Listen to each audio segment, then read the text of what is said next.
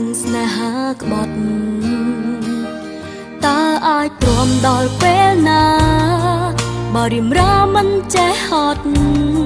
មនុស្សក្បត់អូននឿយហត់នឹងស្រឡាញ់បងជ្រឹងរឹងស្នេហ៍ថ្មីក្នុងន័យកុំឲ្យចាញ់បងក៏ចង់សាកល្បងបេងដូងគេស្មងប៉ុណ្ណាអាចគិតថាអូនចិត្តដាច់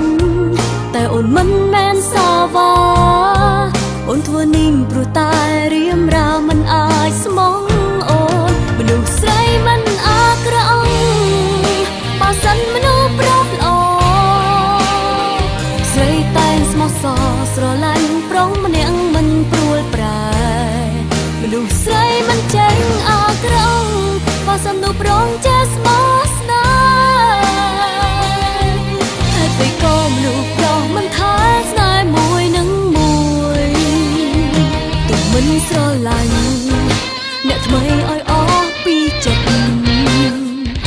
តែក៏មិនគិតលេងសើចឲ្យគេឈឺចាប់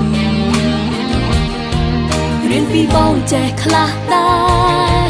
ស្រឡាញ់គេមិនដល់ស្លាប់មនុស្សស្រីម្នាក់នេះមិនឆាប់ជឿមនុស្សប្រុសទេមនុស្សស្រីមិនអាក្រក់បើសិនមនុស្សប្រុសល្អ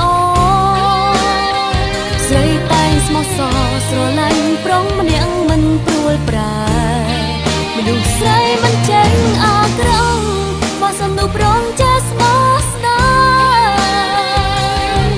ហេតុពេលក៏មនុស្សប្រុសមិនថាស្នេហ៍មួយនឹងមួយ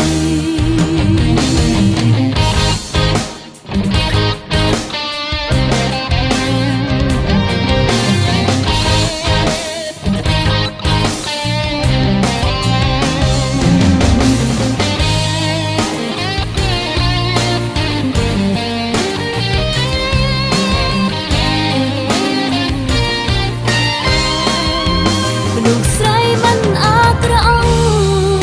បើសិនមនុស្សប្រុសល្អស្រីតែងស្មោះសរស្រឡាញ់ប្រុសម្នាក់មិនព្រួលប្រែមនុស្សស្រីមិនចេញអាក្រក់បើសិនមនុស្សប្រុសចេះស្មោះស្នេហ៍ហេតុពេលក៏មនុស្សប្រុសមិនថាស្នេហ៍មួយនឹងមួយហេតុពេលក៏មនុស្សប្រុសមិនថាស្នេហ៍